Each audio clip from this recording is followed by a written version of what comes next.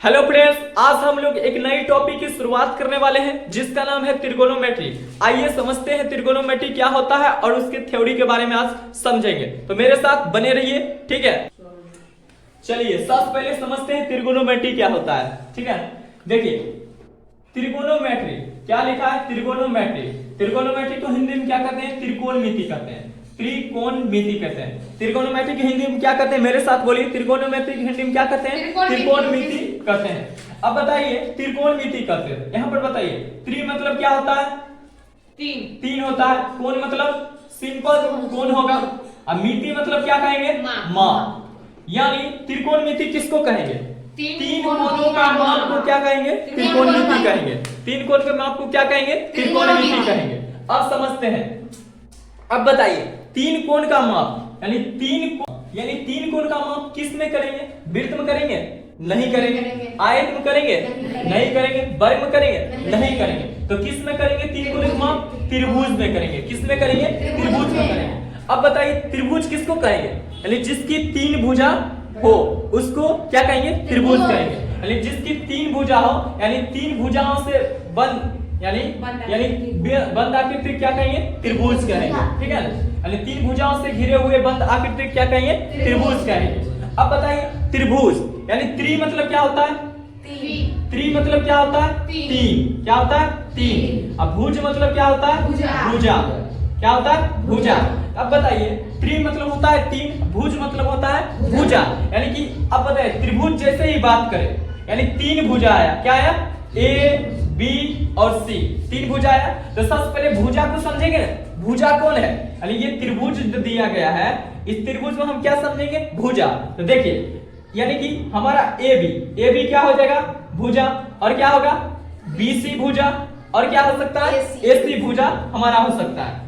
हम अभी क्या समझे, त्रिभुज। यानी त्रिभुज किसको कहेंगे, तीन भुजाओं से बंद आकृति को क्या कहेंगे, त्रिभुज कहेंगे। यानी जिसकी तीन भुजा हो उसको क्या कहेंगे, त्रिभुज कहेंगे। तो देखिए ए बी यानी अब ए बी हमारा क्या हो गया, भुजा। अब बीसी हमारा क्या हो गया, भुजा। और एसी हमारा क्या हो गया, भुजा। अब देखिए इस चीज को हम इस प्रकार लिख सकते हैं, बी ए भुजा लिख सकते हैं, या सी बी भुजा लिख सकते हैं, और इसको सी ए भुजा लिख सकते हैं। अब बताइए त्रिभुज की भुजा हम समझ गए, त्रिभुज की भुजा हम समझ गए, त्रिभुज की क्या समझ गए, भुजा समझ गए। अब देखिए हम क्या बात करने वाले हैं, त्रिभुज कितने प्रकार के होते हैं। क्या बात करने वाले, त्रिभुज कितने प्रकार के होते हैं समझते हैं। तो त्रिभुज कितने प्रकार के होते हैं, त्रिभुज हमारा कितना होता है, 6 प्रकार का होता है। क्या होता है, 6 प्रकार का होता है। त्रिभुज हमारा कितने प्रकार का होता है, 6 प्रकार का होता है। भुजा के आधार पर कितना होता है, 3। भुजा के आधार पर हमारा कितना त्रिभुज होता है, 3 प्रकार का होता है। अब कोण के आधार पर हमारा कितना त्रिभुज होता है, वो भी 3 प्रकार के होता है। क्या होता है, 3 प्रकार के। यानी कि त्रिभुज कितने प्रकार का होता है, टोटल होता है 6 प्रकार का। लेकिन यहाँ पर भुजा के आधार पर 3 होता है और कोण के आधार पर 3 होता है। तो सबसे पहले आप समझते हैं कि भुजा के आधार पर कौन कौन सा है। पहला क्या होगा, समबाहु त्रिभुज। क्या होगा, समबाहु त्रिभुज होगा। क्या होगा, समबाहु त्रिभुज। और दूसरा क्या होगा, विषमबाहु त्रिभुज। क्या होगा, विषमबाहु त्रिभुज होगा ना, विषमबाहु त्रिभुज। और तीसरा क्या होगा, समद्विबाहु त्रिभुज। समद्विबाहु त्रिभुज होगा। अब एक बात समझ लेते हैं, हमारा अब समझते हैं समबाहु किसको कहेंगे, होगा ना समबाहु। तो सम मतलब क्या होता है, सम मतलब हमारा क्या होता है, बराबर। सम मतलब क्या होता है, बराबर। बाहु मतलब क्या होता है, बाहु का मतलब क्या होता है, भुजा। यानी कि जिसकी समान भुजा हो, जिसकी क्या होनी चाहिए, समान भुजा होगी, वो हमारा क्या होगा, समबाहु त्रिभुज होगा। क्या होगा, जिसका समान भुजा होगा वो हमारा क्या होगा, समबाहु त्रिभुज। यानी कि ये वाला क्या होगा, इस प्रकार होगा, ये और ये सभी आपस में क्या होंगे, समान होंगे। क्या समान होंगे, भुजा समान होंगे, उसको क्या कहेंगे, समबाहु त्रिभुज। अब कह रहा है कि विषम बाहु। विषम मतलब क्या, कोई भी सम नहीं, कोई भी बराबर नहीं, उसको क्या कहेंगे, विषम। अब बाहु मतलब क्या होता है, भुजा। यानी कि कोई भी भुजा आपस में बराबर ना हो उसको क्या कहेंगे, विषम बाहु त्रिभुज कहेंगे। क्या कहेंगे, विषम बाहु त्रिभुज कहेंगे।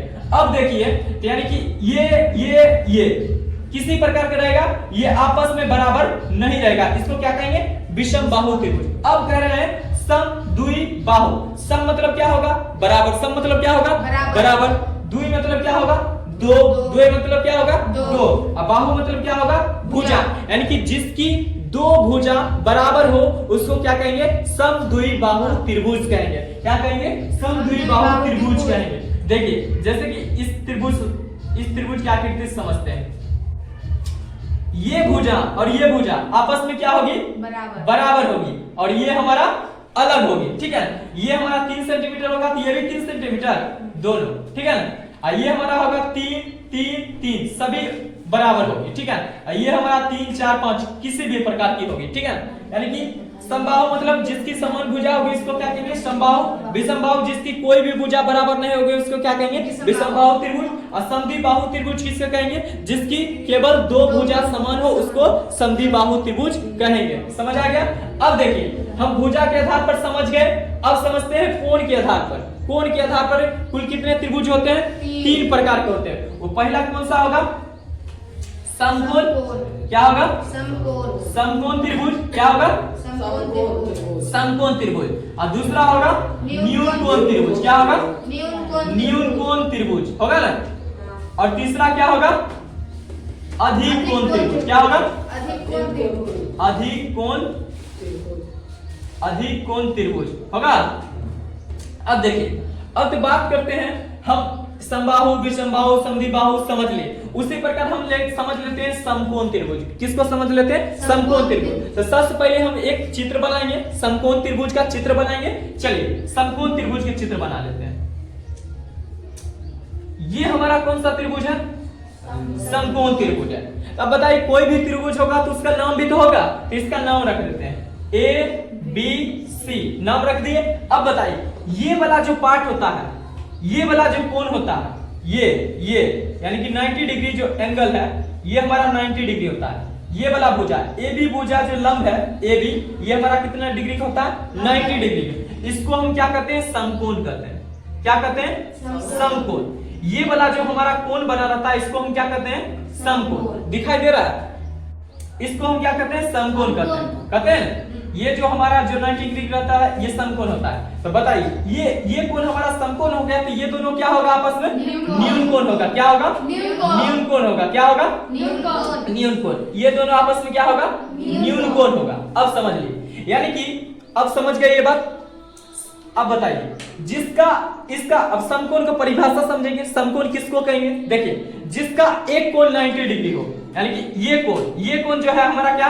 90 डिग्री। यानी जिसका एक कोण क्या होना चाहिए? 90 डिग्री हो, तथा अन्य दो कोणों का योग क्या होना चाहिए? 90 डिग्री योग के बराबर होना चाहिए। तो वो क्या कहलाएगा? समकोण त्रिभुज कहलाएगा। क्या कहलाएगा? समकोण त्रिभुज कहलाएगा। अब समकोण त्रिभुज तो हम समझ लिए, समकोण त्रिभुज किसको कहते हैं ये बात हम समझ लिए, ठीक है। अब इधर भी देखिए ये हमारा क्या लिखा है? हाइपोटेनस। क्या लिखा है? हाइपोटेनस। हाइपोटेनस को हिंदी में क्या कहते हैं? कर्ण कहते हैं। इसे किससे सूचित करते हैं? H से, ठीक है। अब परपेंडिकुलर, परपेंडिकुलर की हिंदी में क्या कहते हैं? लंब कहते हैं। इसे किससे सूचित करते हैं? P से। अब बेस का मतलब क्या होता है? आधार। आधार को किससे सूचित करते हैं? B से। हाइपोटेनस की हिंदी में क्या कहते हैं? कर्ण। अब परपेंडिकुलर को लंब, अब बेस को आधार कहते हैं, ठीक है। अब समझते हैं, देखिए ये तो हाइपोटेनस परपेंडिकुलर बेस हमें दिया गया, लेकिन इसका यूज कहां होगा? चलिए समझते हैं। इसका यूज हम करेंगे समकोण त्रिभुज में करेंगे, ठीक है। देखिए अब एक बात बताइए, समकोण त्रिभुज में करेंगे, यहां पर सबसे पहले समकोण त्रिभुज बना लेते हैं।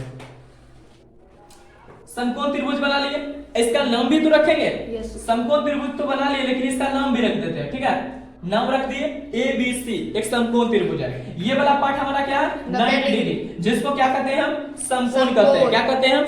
समकोण कहते हैं, ठीक है। अब देखिए हाइपोटेनस, अब समझते हैं हाइपोटेनस, परपेंडिकुलर और बेस। तो सबसे पहले हाइपोटेनस को समझते हैं। हाइपोटेनस हमारा क्या होता है? फिक्स होता है। हाइपोटेनस फिक्स होता है। देखिए हाइपोटेनस हमारा क्या होता है? फिक्स होता है। लेकिन परपेंडिकुलर और लंब हमारा फिक्स नहीं होता है। एक उदाहरण के तौर पर समझिए, हाइपोटेनस जो होता है H, यानी हाइपोटेनस हमारा क्या होता है?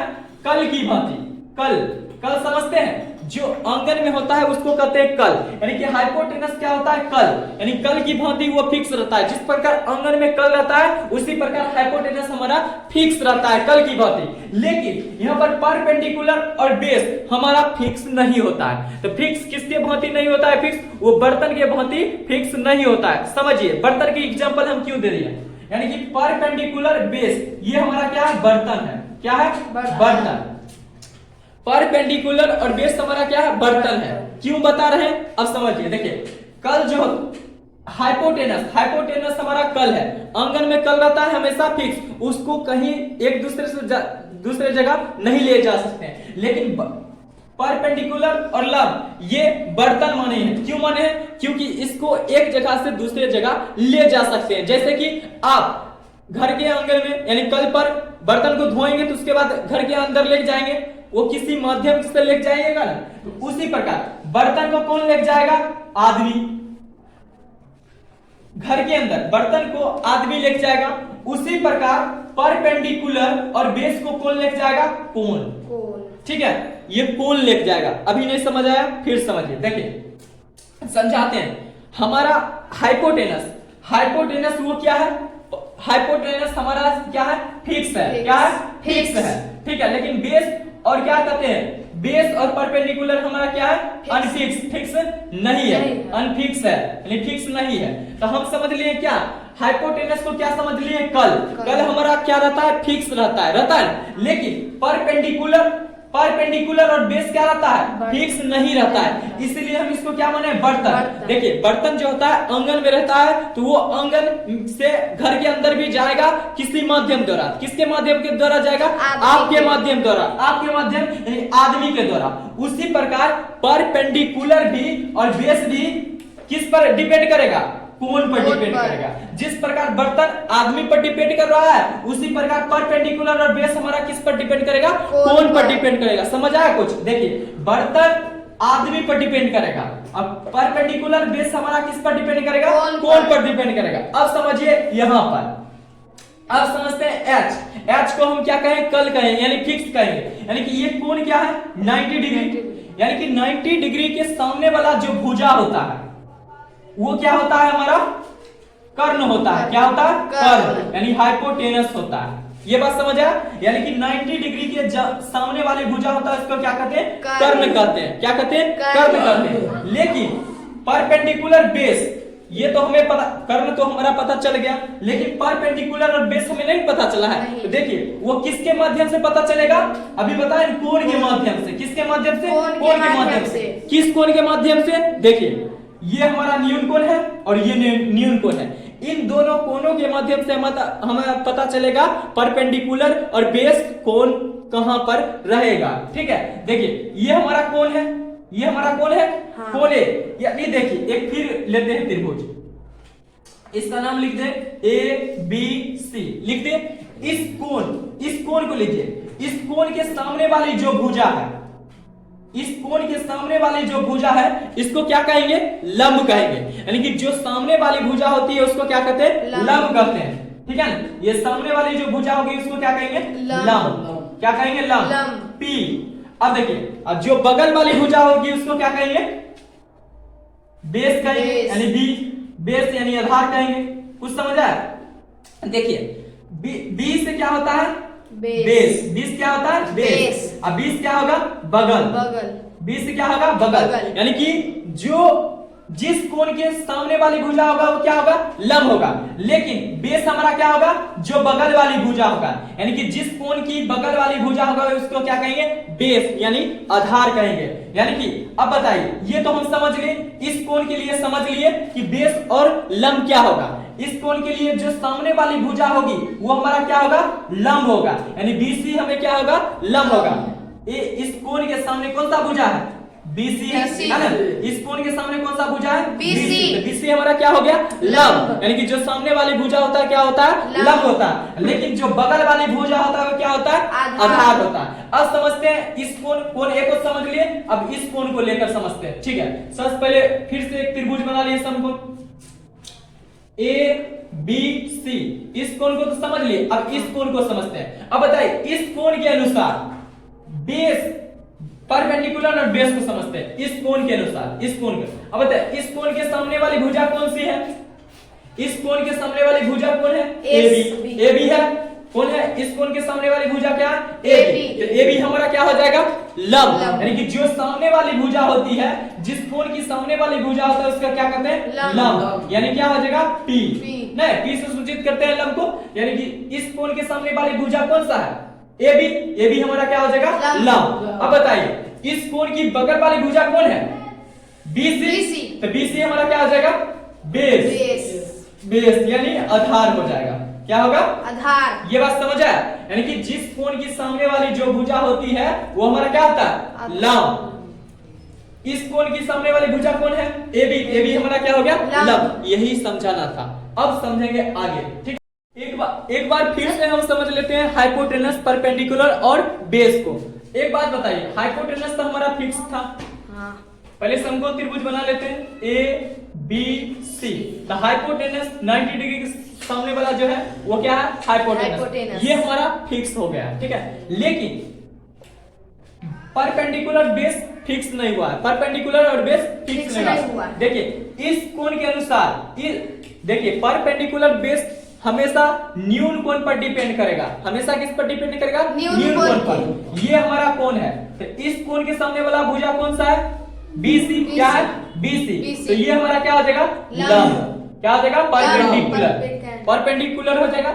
अगर इस कोण के अनुसार अगर मानेंगे तो इस कोण के सामने वाला भुजा कौन सा है? AB। कोण C के लिए सामने वाली भुजा कौन सी है? AB। कोण C के लिए सामने वाली भुजा कौन सी है? AB। AB हमारा क्या हो जाएगा? लंब। यानी कि परपेंडिकुलर। उसी प्रकार इस कोण A के लिए हमारा क्या होगा? BC क्या होगा? लंब। यानी जो सामने वाली भुजा होगी वो क्या होगा? लंब होगा। और जो बगल वाली भुजा होगी वो हमारा क्या होगा? आधार हो जाएगा। ये तो क्लियर हो गया। अब समझने वाले हैं समकोण त्रिभुज में। समकोण त्रिभुज में पाइथागोरस सूत्र का प्रयोग किस प्रकार होगा? तो इसके लिए सबसे पहले समकोण त्रिभुज का चित्र बना लेते हैं। देखिए ये हमारा क्या हो गया? समकोण त्रिभुज ABC हो गया। ये हमारा समकोण त्रिभुज हो गया। अब देखिए हमको क्या निकालना है? पाइथागोरस सूत्र। पाइथागोरस सूत्र। देखिए पाइथागोरस सूत्र क्या कहता है? पाइथागोरस सूत्र कहता है कि कर्ण का स्क्वायर, क्या चीज होता है? कर्ण का स्क्वायर बराबर लंब का स्क्वायर प्लस आधार का स्क्वायर के बराबर होता है, ठीक है। पाइथागोरस सूत्र क्या कहता है? कर्ण का स्क्वायर जो होता है लंब के स्क्वायर प्लस आधार के स्क्वायर के बराबर होता है। यानी कि समझने का मतलब है ये जो 90 डिग्री कोण है, 90 डिग्री कोण के सामने क्या होता है? कर्ण। क्या होता है? कर्ण। यानी कि ये AC स्क्वायर, यानी ये भुजा AC भुजा यानी AC का स्क्वायर बराबर AB का स्क्वायर प्लस BC स्क्वायर के बराबर होगा। समझ आया आपको? देखिए पाइथागोरस सूत्र हमें क्या कहता है? कर्ण का स्क्वायर जो होता है वो लंब के स्क्वायर प्लस आधार के स्क्वायर के योग के बराबर होता है। तो मान लीजिए AC, ये समकोण के सामने वाला जो भुजा होता है वो क्या होता है? कर्ण होता है। तो कर्ण हमारा क्या हो गया? AC स्क्वायर हुआ। तो AC स्क्वायर जो हो गया AC, तो अब बचा क्या? AB और BC। तो यानी ये दोनों जो होगा भुजा इसके वर्ग के योग के बराबर होगा। यानी AB square plus BC square के बराबर क्या होगा? AC square. ये बात समझ आ गया। अब समझते हैं कि मान लीजिए कि AC स्क्वायर दिया है। AC स्क्वायर बराबर क्या है? AB square plus BC square. ये होता है। हमें कह दे क्या? हमको ये भुजा बताइए। क्या भुजा बताइए? AB निकालना। क्या निकालना? AB। तो सबसे पहले क्या करेंगे? देखिए ये हमारा तो फिक्स है।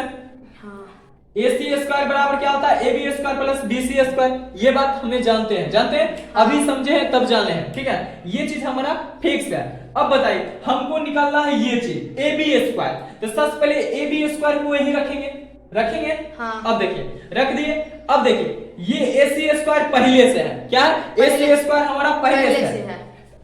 तो वो पहले रहेगा, यानी कि AC स्क्वायर यहाँ पर रख देंगे। अब देखिए ये प्लस वाला था, हमको रखना है AB स्क्वायर निकालना है। ये प्लस वाला था तो इधर आकर क्या हो जाएगा? माइनस में इस इक्वल्स टू के इधर आएगा क्या हो जाएगा, प्लस वाला क्या हो जाएगा, माइनस वाला। प्लस वाला क्या होता है, माइनस, और माइनस वाला क्या होता है, प्लस, और गुना वाला क्या होता है, भाग, और भाग वाला क्या होता है, गुना। ये बात हम समझते हैं। इक्वल्स टू के आगे पीछे जाता तो ये बात समझते हैं। अब देखिए तो AC हमें निकालना AB स्क्वायर, क्या निकालना, AB स्क्वायर। यहाँ पर इक्वल्स टू है तो AC स्क्वायर पहले से, तो इसीलिए AC स्क्वायर यही रहेगा। अब BC स्क्वायर क्या है, प्लस में, इधर रख के क्या हो जाएगा, माइनस, इसीलिए माइनस BC स्क्वायर बराबर क्या हो जाएगा, AB स्क्वायर। यानी कि AC square minus BC square बराबर क्या है, AB स्क्वायर कह सकते हैं। उसी प्रकार हमको मान लीजिए BC स्क्वायर निकालना हो, क्या निकालना हो, BC स्क्वायर, क्या निकालना हो, BC स्क्वायर। तो BC स्क्वायर यही रहेगा, BC स्क्वायर ले लिए। अब देखिए BC तो इधर देखिए सबसे पहले यहाँ पर क्या दिया, AC स्क्वायर, तो AC स्क्वायर को ऐसे ही रखेंगे। अब देखिए यहाँ पर प्लस में क्या था, AB square plus BC square, AB square हमारा प्लस में, तो इधर आके क्या हो जाएगा, माइनस में, तो माइनस में AB स्क्वायर हो जाएगा। ये बात समझ आया। देखिए सबसे पहले हमारा क्या दिया है, AC स्क्वायर बराबर AB square plus BC square. हमको क्या निकालना है, BC स्क्वायर, तो BC स्क्वायर ले लिए। अब देखिए पहले से है हमारा AC स्क्वायर, तो AC स्क्वायर वैसे ही रहेगा, तो AC स्क्वायर रख लिए।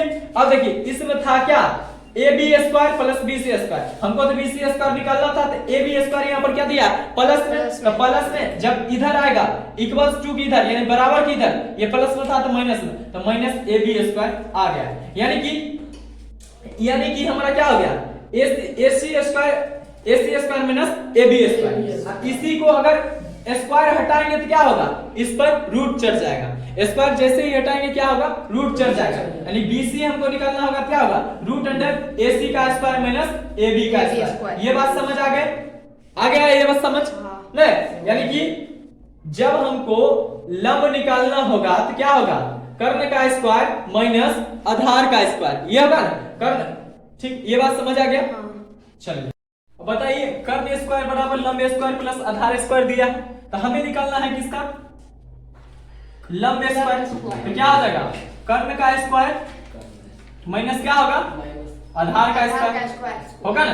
यानी कि कर्ण स्क्वायर पहले से दिया है तो कर्ण स्क्वायर सही रखेंगे, और बाद में क्या है, लंब आधार स्क्वायर आ जाएगा। लंब स्क्वायर निकालना हो, ये चीज हो गया। उसी प्रकार हमको आधार स्क्वायर निकालना है, क्या निकालना है, आधार का स्क्वायर। तो क्या हो जाएगा, कर्ण के स्क्वायर माइनस क्या होगा, लंब का स्क्वायर। ठीक है, ये हमारा सूत्र है। ठीक है, यानी कि पाइथागोरस सूत्र हमें क्या देता है, कर्ण के स्क्वायर बराबर क्या होता है, लंब का स्क्वायर प्लस आधार के स्क्वायर। और लंब का स्क्वायर क्या देता है, कर्ण के स्क्वायर माइनस आधार के स्क्वायर। आधार के स्क्वायर क्या देता है, कर्ण के स्क्वायर माइनस लंब का स्क्वायर। ये 100% आपको याद करना ही पड़ेगा, 100% आपको याद करना है और कर लीजिएगा। देखिए एक बात और समझिए, जब इससे क्या होगा, रूट हट जाएगा। अगर सिर्फ कर्ण निकालना हो, इस पर से रूट हटेगा तो इधर क्या चलेगा, रूट चढ़ जाएगा। ठीक है, यानी कर्ण बराबर हमारा क्या हो जाएगा, कर्ण रूट अंडर लंब का स्क्वायर प्लस आधार का स्क्वायर। अब इस पर से रूट हटेगा तो इधर रूट चढ़ेगा, तो लंब बराबर क्या हो जाएगा, रूट अंडर कर्ण का स्क्वायर माइनस आधार का स्क्वायर। अगर इसका हटा देंगे, इसका तो क्या हो जाएगा, इधर रूट अंडर कर्ण का स्क्वायर माइनस लंब का स्क्वायर। यानी कर्ण बराबर क्या होगा, रूट अंडर लंब का स्क्वायर प्लस आधार का स्क्वायर। और लंब बराबर क्या होगा, रूट अंडर कर्ण का स्क्वायर माइनस आधार का स्क्वायर। आधार बराबर क्या होगा, रूट अंडर कर्ण का स्क्वायर माइनस लंब का स्क्वायर। ये बात समझ आ गया। इसको पूरी तरीका से याद कर लेना है। एक बार स्क्वायर में याद कर लेना है, एक बार सिंपल कर्ण, लंब और आधार में याद कर लेना है, बेहतर।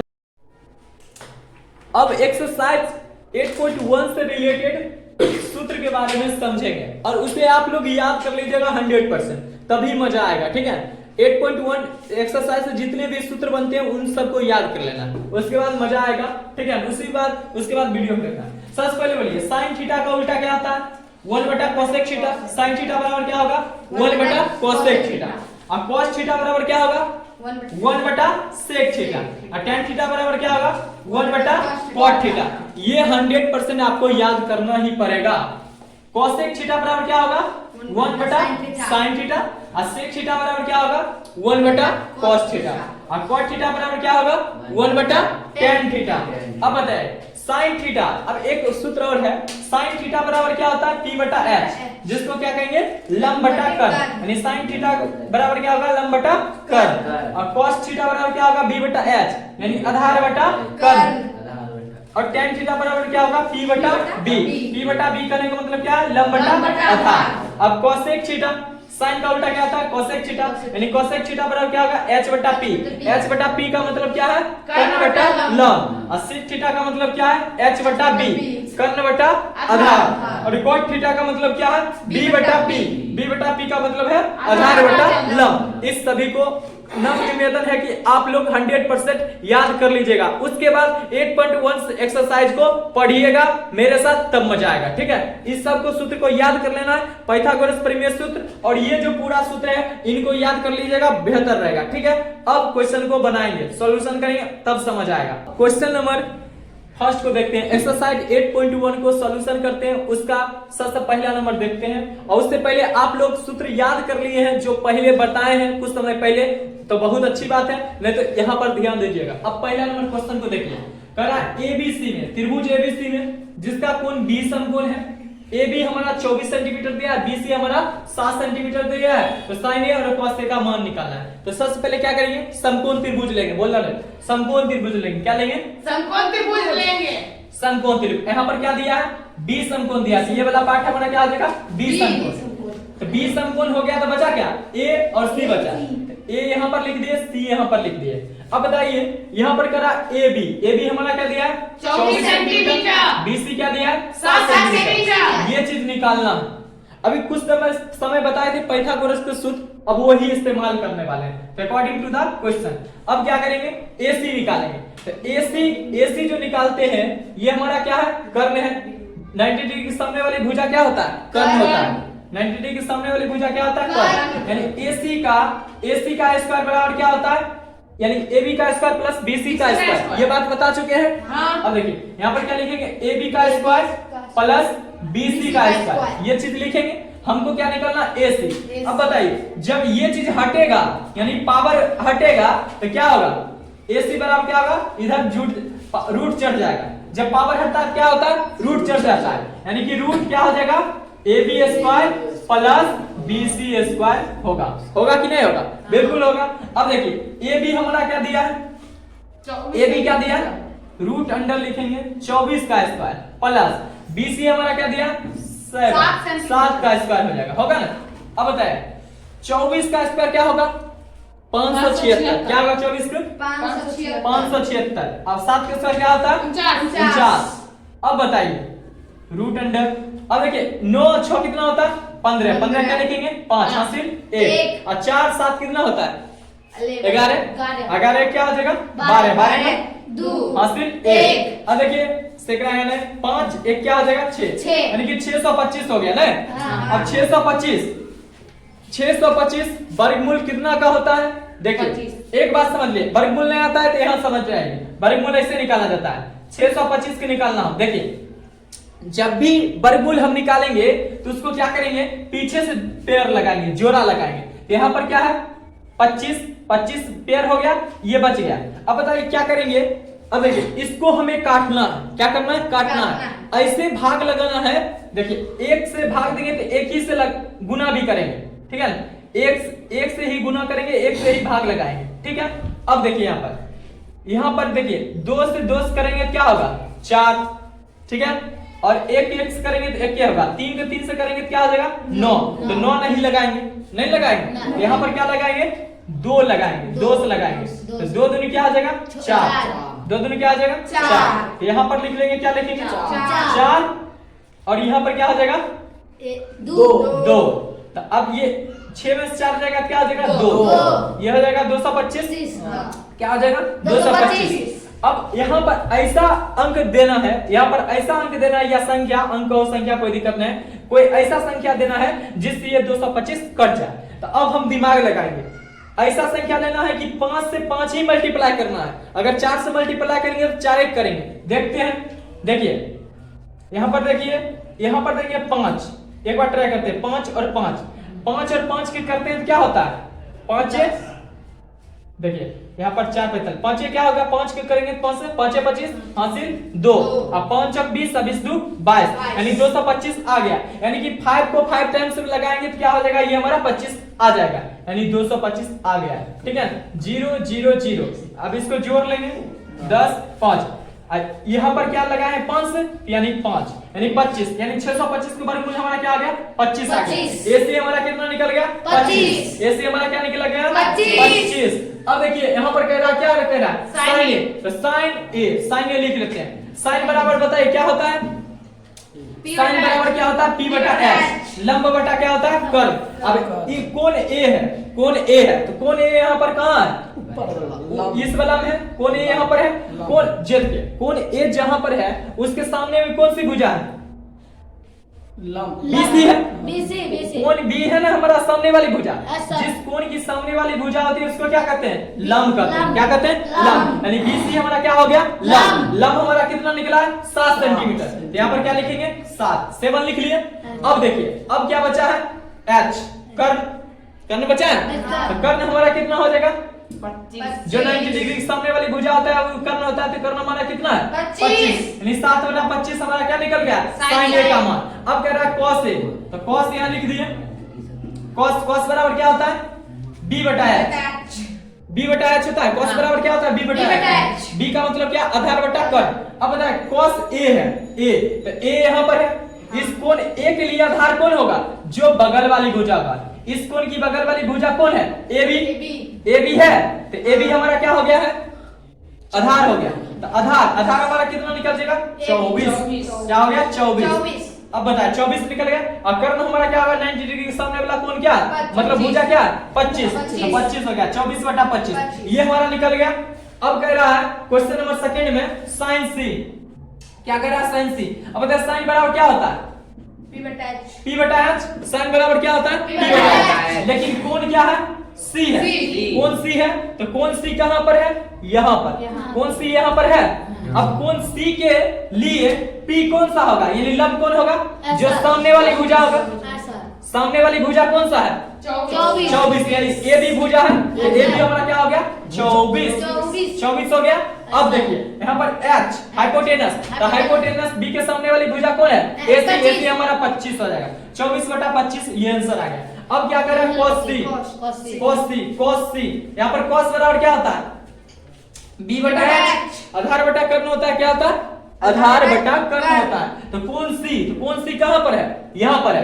इस कोण C के लिए आधार क्या होगा, जो बगल वाली भुजा होगी, बगल वाली भुजा कौन सा है BC, बगल वाली भुजा कौन सा है BC। तो BC हमारा कितना दिया है 7 सेंटीमीटर, तो 7 हो गया। और कर्ण क्या होगा 90 डिग्री के सामने वाली भुजा क्या है AC हमारा कितना दिया 25, यानी 7 बटा 25। इस क्वेश्चन को सॉल्व करने से पहले ये समझ लेना है, हमें सूत्र याद रहना चाहिए। क्या बोला, साइन बराबर क्या होता है P बटा H, cos बराबर क्या होता है B बटा H। इस तरह से हमें सूत्र याद रहेगा तभी नेक्स्ट क्वेश्चन बना पाएंगे, नहीं तो नहीं बना पाएंगे। सूत्र सबसे पहले याद कीजिए, हमारा पाइथागोरस प्रमेय क्लियर रहना चाहिए, साइन cos ये सब का फार्मूला क्लियर रहना चाहिए, तभी नेक्स्ट क्वेश्चन बनाएंगे। अब नेक्स्ट क्वेश्चन के देखने वाले, अब क्वेश्चन नंबर सेकंड को सॉल्व करने वाले हैं, उसको देखिए। यहाँ पर क्या दिया है, आकृति 8.13 में tan p - cot r का मान ज्ञात कीजिए। इसका मान ज्ञात करना है, इस चीज को मान ज्ञात करना है। तो सबसे पहले देखिए यहाँ आकृति में देखते हैं, ये हमारा PQ हमारा 12 सेंटीमीटर दिया है, और PR हमारा दिया है 13 सेंटीमीटर, जो 13 ही मान लेते हैं, और QR हमारा नहीं दिया है। तो सबसे पहले क्या करेंगे अकॉर्डिंग टू द क्वेश्चन, तो सबसे पहले क्या करेंगे पाइथागोरस प्रमेय लगाएंगे। तो QR बराबर क्या होता है, लिखा है पिछले बार, QR बराबर क्या होगा, ये जो है ये कोण है, इस कोण के सामने वाला भुजा क्या है इस कोण के सामने वाला भुजा क्या है कर्ण है, कर्ण यानी समकोण के सामने वाली जो भुजा होता है क्या होता है कर्ण, यानी PR क्या होगा PR स्क्वायर माइनस क्या होगा PQ के स्क्वायर। हमें QR निकालना है, तो इसीलिए रूट चढ़ जाएगा। अब देखिए PR हमारा क्या दिया है, PR क्या दिया 13 दिया, 13 का स्क्वायर कर देंगे माइनस PQ कितना दिया 12 का स्क्वायर कर देंगे। अब बताइए 13 का स्क्वायर क्या होता है 169 माइनस 12 का स्क्वायर क्या होता है 144 होता है।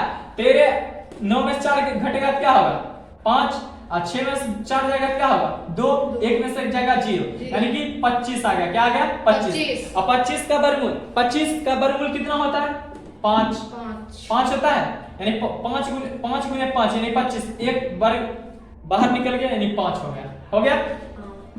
अब एक बात है QR हमारा कितना निकल गया 5, ये वाला पार्ट हमारा 5 निकल गया 5। अब क्या कर रहा है क्वेश्चन में, अब देखिए यहां पर क्वेश्चन में क्या दिया है 10p माइनस cot r बराबर क्या होगा, ये चीज निकालना है। तो सबसे पहले देखिए 10 बराबर क्या होता है p बटा b, क्या होता है p बटा b, यानी लंब बटा आधार होता है। अब देखिए p कौन सा है हमारा, कौन सा दिया है 10 के साथ कौन सा है p है, तो यहां पर p है। इस p के लिए लंब कौन होगा, जो सामने वाली भुजा होगा, तो सामने वाली भुजा क्या है QR, तो QR हमारा क्या हो गया p, तो p कितना हो गया 5। अब b हमारा क्या हो जाएगा, जो बगल वाली भुजा होगा, यानी PQ हमारा क्या हो जाएगा 5, यानी PQ हमारा क्या हो जाएगा 12, 12 हो जाएगा, तो 12 लिख देंगे, माइनस तो माइनस। अब cot r, तो cot बराबर क्या होता है b बटा p, cot r बराबर क्या होता है b बटा p, ये हम जानते हैं cot r बराबर होता है b बटा p। अब एक बात बताइए b बटा p होता है बेस बटा परपेंडिकुलर। अब इस यहां पर कौन सा दिया है r, तो इस कोण r के लिए लंब कौन होगा, जो सामने वाली भुजा होगा, सामने वाला भुजा कौन है कोण r के लिए PQ, यहां पर दिया b बटा p, तो b इस कोण r के लिए b हमारा क्या हो जाएगा QR, तो QR हमारा कितना दिया 5 से डिवीजन, तो 5। लंब हमारा क्या दिया PQ, यानी कि 12, तो 12 हो जाएगा हमारा लंब। अब देखिए 5 बटा 12 माइनस 5 बटा 12 क्या आ जाएगा, कट जाएगा, 0 आ जाएगा, 0 आंसर आ जाएगा। समझ आ गया। इस कोण R के लिए सामने वाली भुजा कौन है PQ, यानी PQ लंब। इस कोण P के लिए सामने वाली भुजा कौन है QR, QR हमारा क्या हो गया लंब। जो बच जाता है वो क्या होता है आधार। इस प्रकार हमारा सॉल्यूशन हो गया। 3 को सॉल्व करने वाले हैं। तीसरा नंबर क्वेश्चन को देखते हैं। यदि sin a बराबर 3/4 है, ठीक, तो cos a और tan a का मान ज्ञात करना। ठीक है, sin a बराबर 3/4 हो तो cos a और tan a का मान ज्ञात करना। यहां पर लिख देंगे गिवन क्या है, sin a बराबर क्या दिया है 3/4। अब देखिए sin a बराबर दे दिया है 3/4, तो निकालना क्या है cos a बराबर वाट और tan a बराबर वाट। ये चीज हमारा क्या है फाइंड। तो यहां लिख देंगे, तो cos a बराबर वाट और tan a बराबर what according to the question. प्रश्न के अनुसार क्या करेंगे, प्रश्न के अनुसार क्या होगा sin, सबसे पहले बताइए sin a बराबर दिया है 3/4, तो sin बराबर क्या होता है p/h, तो sin बराबर क्या होता है p/h, क्या होता है p/h, लंब बटा कद, तो p हमारा क्या है 3 आ गया, h हमारा क्या आ गया 4। लेकिन हमारा बेस तो पता नहीं है, तो बेस निकालने के लिए क्या करेंगे पाइथागोरस सूत्र का इस्तेमाल करेंगे। पाइथागोरस सूत्र का इस्तेमाल करेंगे। क्या करेंगे सूत्र से। तो पाइथागोरस सूत्र क्या कहता है, पाइथागोरस सूत्र क्या कहता है, बेस बराबर क्या होता है रूट अंडर h का स्क्वायर, यानी कर्ण का स्क्वायर माइनस लंब का स्क्वायर, यही होता है।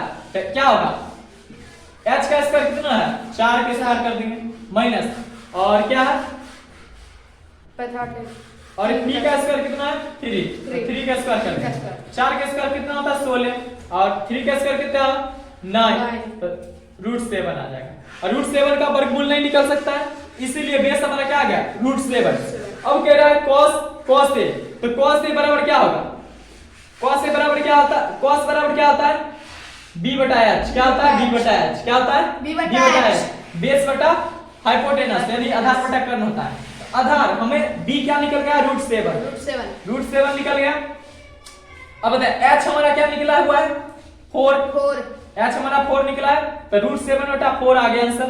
अब tan a बराबर निकालना है, तो tan बराबर क्या होता है p/b होता है, क्या होता है p/b, यानी लंब बटा आधार होता है। तो इस p, अब p/b है, कोण हमारा a है, यहाँ भी a है और यहाँ भी a है, इसीलिए हमको समकोण त्रिभुज बनाने की आवश्यकता नहीं हुआ। इसलिए tan बराबर क्या होता है p/b, p यहाँ पर कितना है 3, p हमारा क्या है 3 दिया है।